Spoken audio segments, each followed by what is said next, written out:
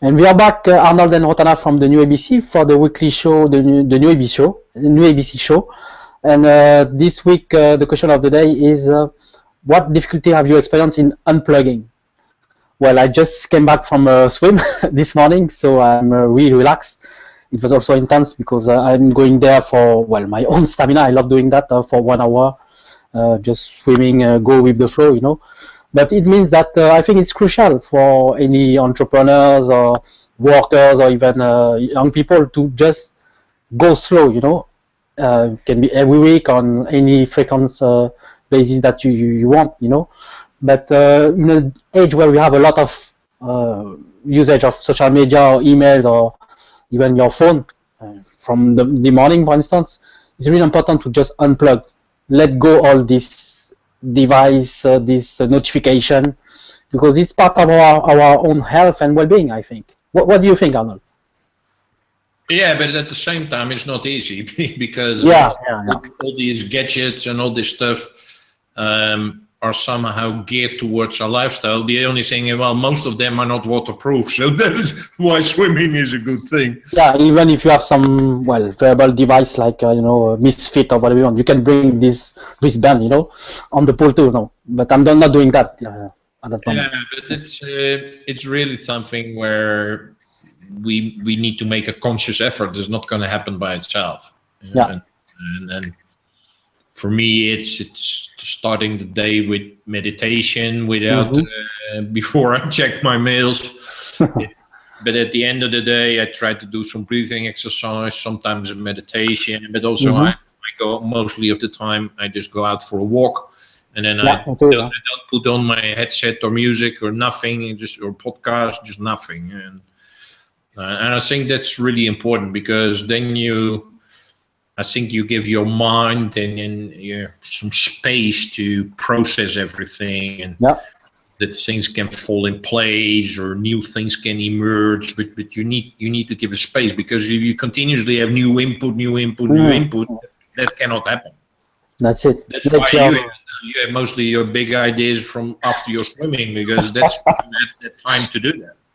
Yeah, exactly. You let your mind wander. You don't think about work or your wife or kids or whatever you want, you know.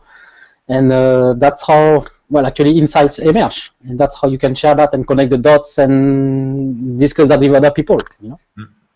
So, of course, we need a better focus by doing so. And I'm trying to just eat some water in the morning before checking the phone or opening my laptop, whatever you want, and just, checking also nature, you know. Just check out outside your window how things are. In that way, you're connected with nature and also with yourself in this short period of time in the morning, you know. That's what I love to do too. Nice. Otherwise, you just check out, you know, your device again, and you can be tempted to do the Twitter, the Instagram, whatever you want, you know. Yeah. Okay, let's move on to last Monday, where we had our meetup here in Budapest. Yeah. And I did share about the new skills which people need now, not only something in the future, but we are kind of bombarded, I feel, with research, which with it. I get so many reports to read because some of them are 70, 100 pages, whatever. But they all emphasize the need for learning new skills. Yeah. And so we shared something in the meetup about what are some of these new skills, what are happening at the same time, what is happening with robotization, AI, and all these things. So really to create the awareness in people that they really need to understand what's going on, and once you understand it, then you can adapt, or you can change your behavior or try to follow a different course, because you can see that where you're going is not really going to be the future, so you have to correct yourself and move in another direction. So that is really the purpose, and I think that worked out pretty well, because people were pretty shocked. And if you're not into this on a daily basis, then it's a natural reaction, because it's like, oh wow, yeah, I didn't know this. Yeah. Mm. And that's exactly why we're doing that. We don't want to make people afraid, but we want to make people aware, because there's nothing which is really, I think, terrible if you're surprised by something which you hadn't seen coming. Then instead of, if you pay attention, you can see it moving in a certain direction. Yeah, absolutely. And what are those life skills that are crucial? Well, if it will be a top three, according to what are those life skills? Well, the top three, what I see everywhere is create is complex problem solving. Well, it sounds a bit like an oxymoron, but more and more problems are, because everything is connected, are complex. That means that you really need to have a wide view. The second one is around creativity. That pops up already for the last years in all kinds of research. We need more creativity. And the third one is around collaboration. All things which we have talked about before, because all the education system both tweak out creativity and then they tweak out the collaboration, because creativity they don't want, and the collaboration, everything's focused on the individual. So that is why now they all say no, these things are really, really crucial. And well, those are obviously skills which we teach at the new ABC, but these are not some things which is like, okay, when I have time in a few years I'll do it. No, you need those skills now. Yeah, now, and it's a lifelong habits or skills that need to be developed. It's a good bridge to discuss about that, because we are designing activities and products around that since 2 weeks now. The first one is co-creativity boost camp. Can you say more about that, Arnold? Yeah, together with Anna and Barca, we're working on, we call it boost camps, to really give people a immersive experience for a week to really get in touch with their own creativity, and not only get in touch, but really start doing things. Yeah. Experiencing that basically everyone is creative, but we tend to think that we're not. Yep. So it's awakening it, revitalizing it, and then hopefully in an ongoing way start using your creativity. Yeah, absolutely, much needed. Especially with young people, we notice that sometimes, they lost this creativity or it's not there yet. So it needs to be developed, because employers are looking for that. We are reading that in any reports from World Economic Forum to, consultancies. So that's what we try to design for that need. We're also working on another product that is building your own story through a program with someone called Mercedes in Chicago in the US. Can you say more about this initiative, Arnold? Yeah, we have noticed that in this marketplace where there's so many young people and so many people kind of competing for the same jobs and work and assignments, and it doesn't matter you're an entrepreneur or freelancer or an employee, you need to have your story, because if you only put down like I studied here and I worked here and that was my role, whatever, well, there are millions of people who have that same background. Yep. So that does not attract attention. The attention is if you really know who you are and what you want and what your role is in life, and that you can tell a story about that. Exactly.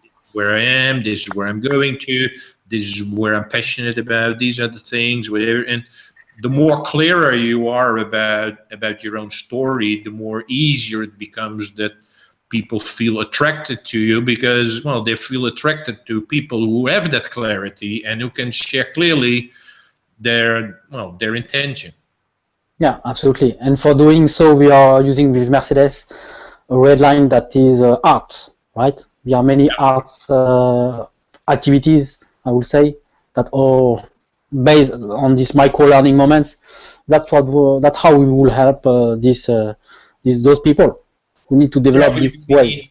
More creative tools to uncover these things, because most of us have been thinking about these things very, very hard and for a very long time, and somehow it's very hard to outthink yourself out of that situation. But if you create experiences through art, music, painting, writing, videoing, whatever, if you these things, swimming, whatever, if you do other activities, then you tend to see other perspectives which normally would not surface. That's it.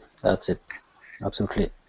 So stay tuned for that. We are excited about these two initiatives, and when there will be a launch, we will keep you posted on that. So let's move to other work that we have done this week, especially before that, maybe you participated to some meetups too, Arnold, this week in Budapest. Can you say more? One was basically around how you could use LinkedIn not only as what people think it's kind of a resume database and where you can find jobs, but it's actually, you and I have been using it as trying for a marketing/sales activity, but it's now really being positioned and being used as a marketing and sales tool. So that's quite, in addition to, of course, the jobs and whatever. So that was very interesting, and some things were shared there and how to approach that. So that was helpful. Yesterday evening, I went to an event where I was invited by one of our contacts, Peter Molnar, and it was at the CU University, and there was an activity called Hate Speech. I think it's a bit weird title, but the title is obviously to gain interest. But it was a very, very powerful, and I find it really emotional, touching kind of event where there were something like 10, 15 students. Yeah, I saw a picture on our Instagram. And so there were 10. All these folks, they shared their nasty experiences with war, with discrimination, with leaving out, with being a refugee, all these things, and they shared their experience, and it was really shocking, I tell you, because and people where they, for instance, there was a guy who lived in Bosnia when he was young. Because the war was there, they had to leave for Germany. In Germany, he was discriminated. Then he got back to Bosnia. He was again discriminated. So I was like, wow, what do these young folks have already kind of a traumas and huge negative experiences inside of their young lives, because most of them were between 18 and 25. And I was like, wow, that has an impact on who you are in your life and your outlook. But I thought it was extremely courageous and good to share. And it was very well organized, whatever. But I really could feel it. I could feel it like, wow, these guys have terrible experiences in their lives, but still they have learned to cope with it and still continue with doing things. So it made me humble as well. I was like, that's the feeling that I have now as you share that. They share that. I was like, well, my youth has not been something where I'm very cheerful about, but when I compare it with these guys, I cannot complain. Yeah, that's it. You are humble again. We are, of course, but as you are meeting resilient people who share that, believe many people publicly, that's another level. The good thing was it was in the auditorium there, and I think there were, I don't know, it's not a very big one auditorium, so I think maybe 100 people or maybe a little, but it was totally crowded. There was no place. So it was a huge event. So I will talk with Peter next week. So really incredible way for people to share what's going on. And then again, that's why it's so important that if you communicate with people, that you understand what I always say, what is in their backpack. Because it's something which you cannot see, but you have to understand what's in their backpack, because then you can relate to things, then you can understand things. Yeah, absolutely. So their story, their culture, their own experience, it can be through work, life, playing, whatever you want, but you need to detect that. Absolutely.